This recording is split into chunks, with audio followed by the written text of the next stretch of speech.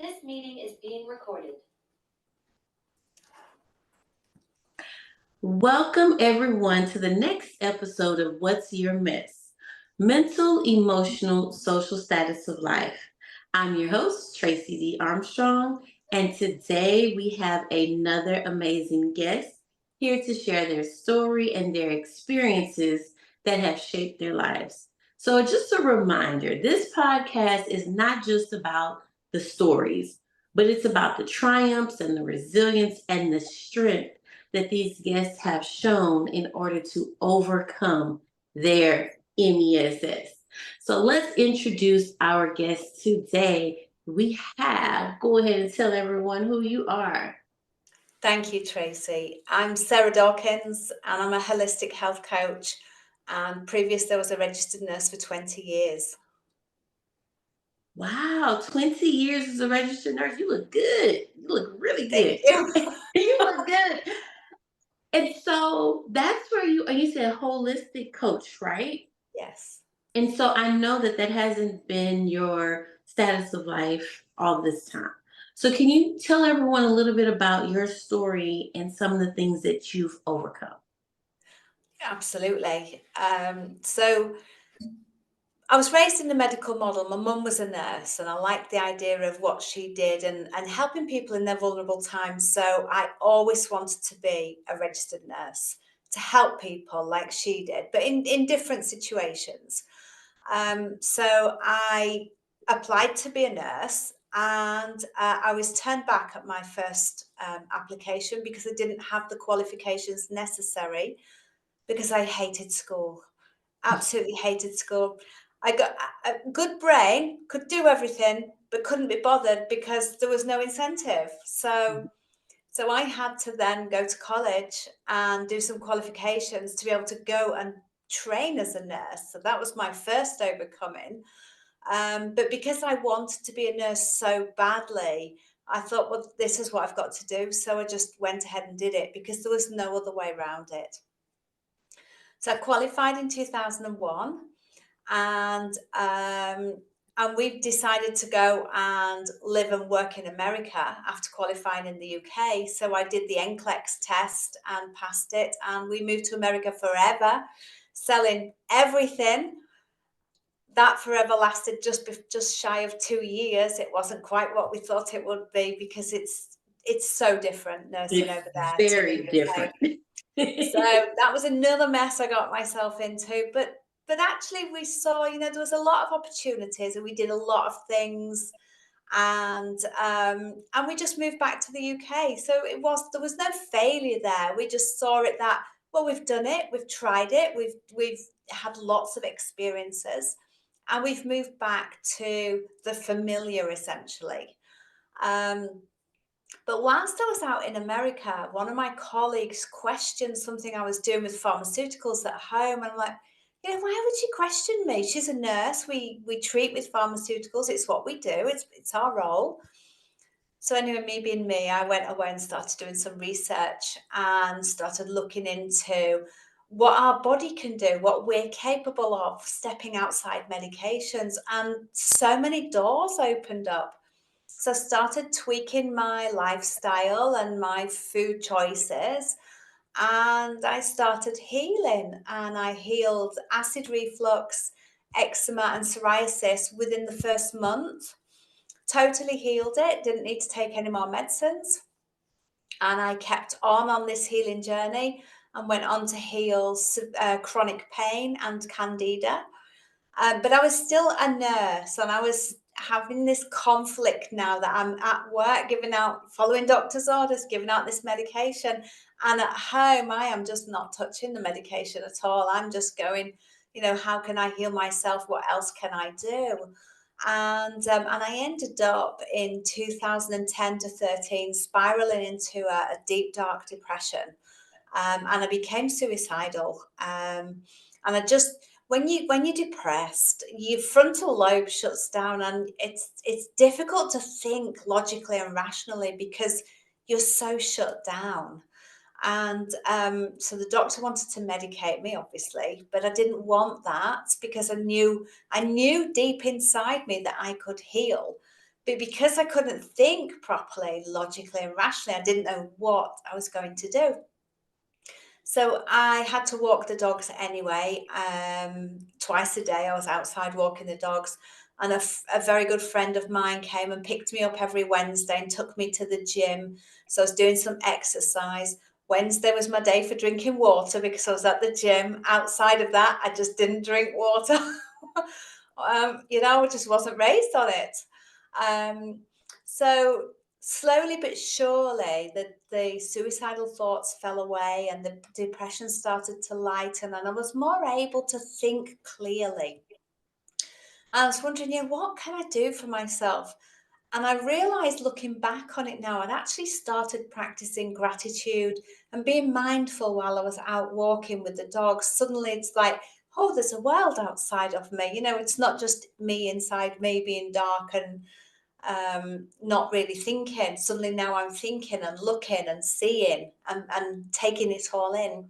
So I started doing a bit of meditation, and then started looking towards my future because, for those 3 years, I was like in myself, there is only now. And it's just this horrible voice nagging at me. So started looking towards what can I do? And at first, initially, it was like, can I find peace within me? Can I have peace tomorrow? And then starting moving towards the future. What do I want to do? And my husband said, why don't you set a business up? Never set a business up, had no idea what that involved. So I went to classes to learn how to set a business up and be an entrepreneur. So I set my first business up, but I was still a nurse. But now I wasn't giving medications. I was doing some medico legal work. I was doing some DNA testing, and I was doing some mandatory updates for healthcare staff because they've got to do updates every year in a massive array of subjects. And I liked that job. It was different, and I had my fingers in lots of pies, and I won awards as an entrepreneur, but I was still a nurse. So whilst it felt better, I'm still having that conflict within me. And because I'd healed the depression now, and whilst I was depressed, I also developed an underactive thyroid, and I burned out my adrenal glands with the stress of all that depression. I was actually starting to heal all that slowly, slowly. So I started writing a book about what I'd done to heal to try and help other people. And then I thought, well, maybe I could do this. Maybe I could step outside of nursing and become a coach. So I trained to be a coach to help other people to heal themselves like I'd healed themselves. So I'd radically flicked my belief system 180 from when I'm sick, I need medication and a doctor, to now when I'm sick, I look at what my sickness is trying to tell me, what my symptoms are saying, what is the message behind the symptoms, and what can I do to support myself in my own healing.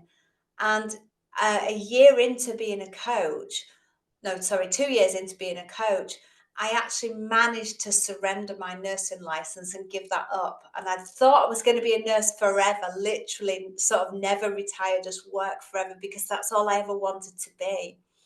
So now I think I had to go through that depression to be able to work out how to heal myself further and fully, and to be able to change my life path. So it's about, now I look back at it and I look back with gratitude, because if I hadn't have gone through that, I probably would have stayed in the same job and been deeply unhappy because it wasn't really nourishing my soul.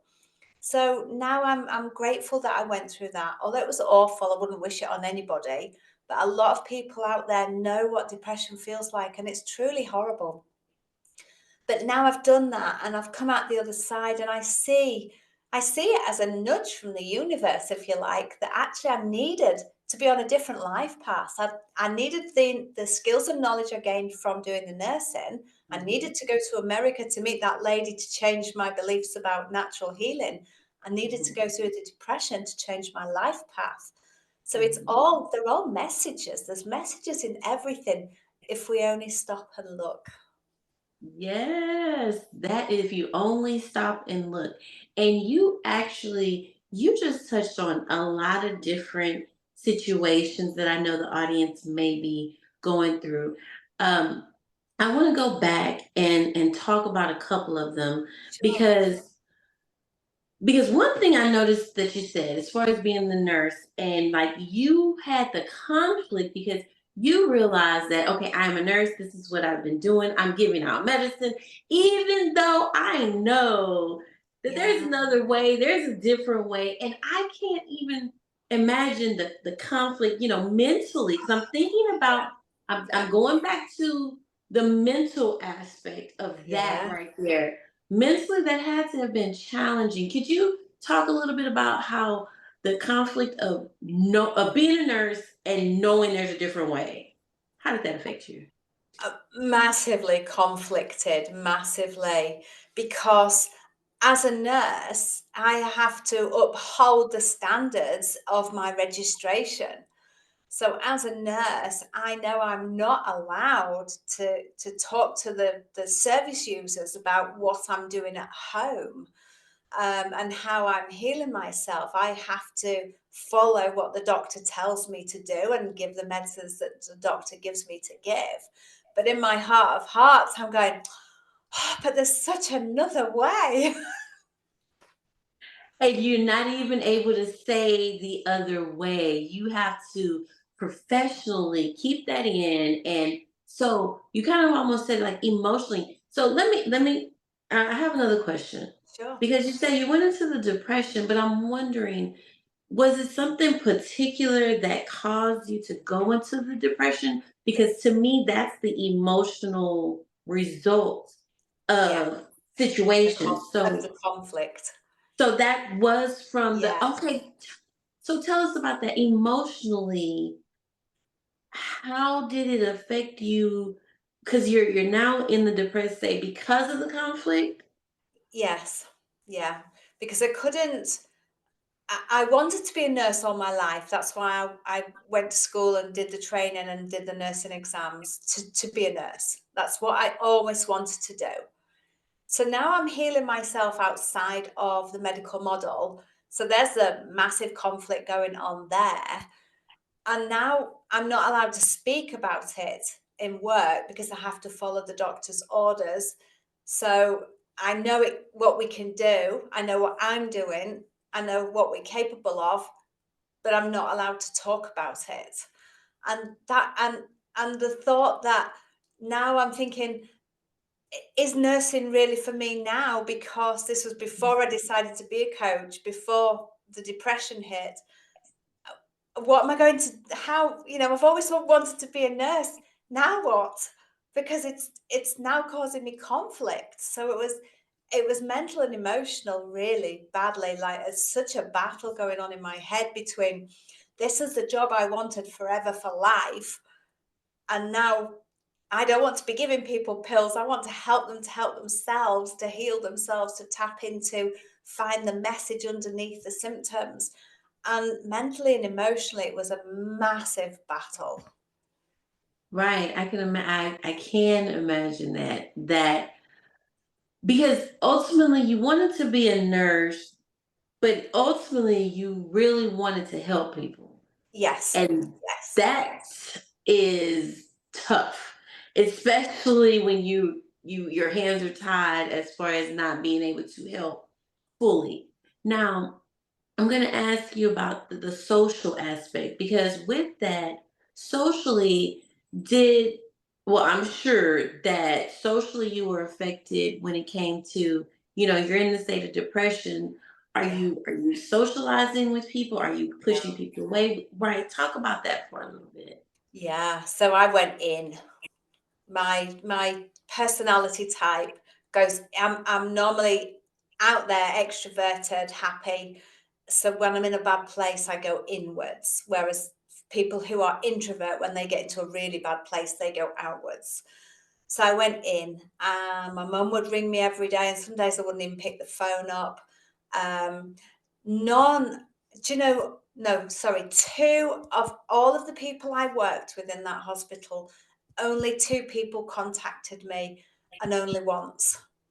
And so that really fed into like, oh my Lord, nobody cares for me. All these people that I thought were my friends from work have not got in touch, not phoned, not emailed, not text message, nothing. And that was really hard because I thought I had friends, and now nobody reached out. And 3 years I struggled with my mental health for, and apart from two people reaching out once each. So no, I shut down and went inwards. And the only reason I went outside was because we had dogs and they wanted walking. And Mhm. my friend, she reached out to me. She was a human resources personnel officer. So she reached out to me. She understood how depression affects people. When people are depressed, they do not reach out to people. They are so in their own world. So she reached out and said, will you come to the gym with me and we can do these classes? And I'm like, yeah, sure. And I saw it as another way to punish myself. I'm going to lift these really heavy weights. And at one stage, my husband said, "Gosh, you look like Madonna. You're skinny with all your veins standing out, but with muscles." And it was awful, awful. But I was going out with the dogs, and she was taking me to the gym. And I do believe both of those were part and parcel of my own healing. And that was my next question.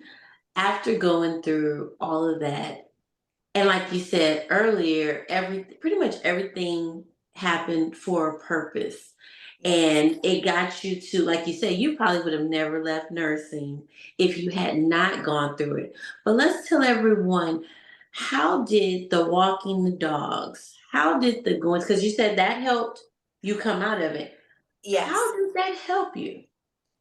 Well, because I'm outside in the fresh air and Mhm. I'm moving my body.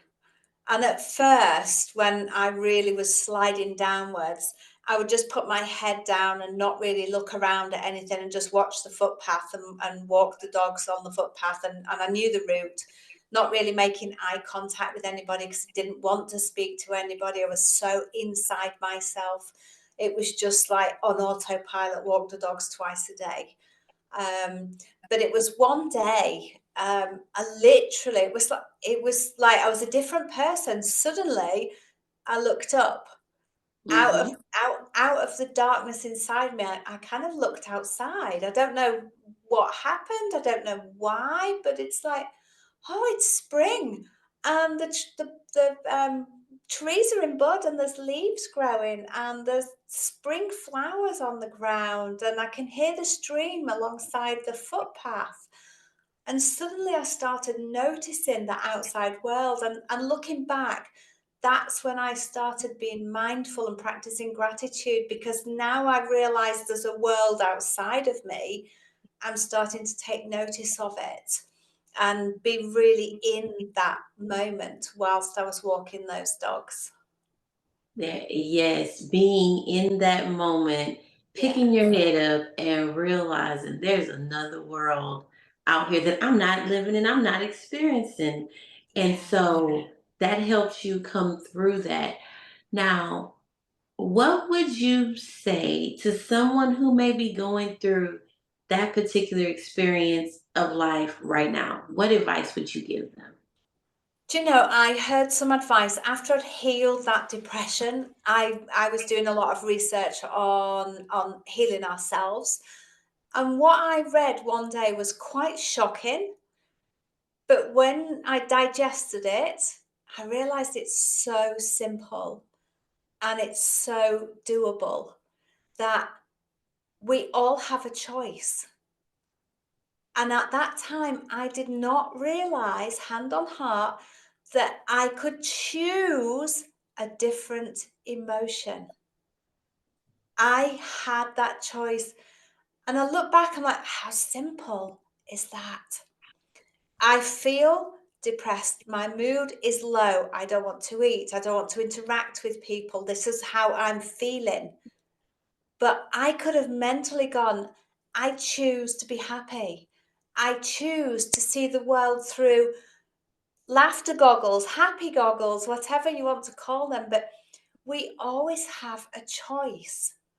But yet we let our feelings and our emotions drive us on autopilot. And they did that for me for nearly 3 years as I was going through what I went through. And I look back now, and if only somebody had said, you can choose to feel a different emotion. You can choose how you want to feel. Don't allow what's going on in the external or what's going on in your mind to cloud your vision. Choose the way you want to be and hold that for the day. Even if you have to sit and think of happy memories or something you enjoy, sit and hold that moment and really feel into it, and then hold that emotion for the rest of your day. And don't let anybody take that away from you, because that's yours. It's in you.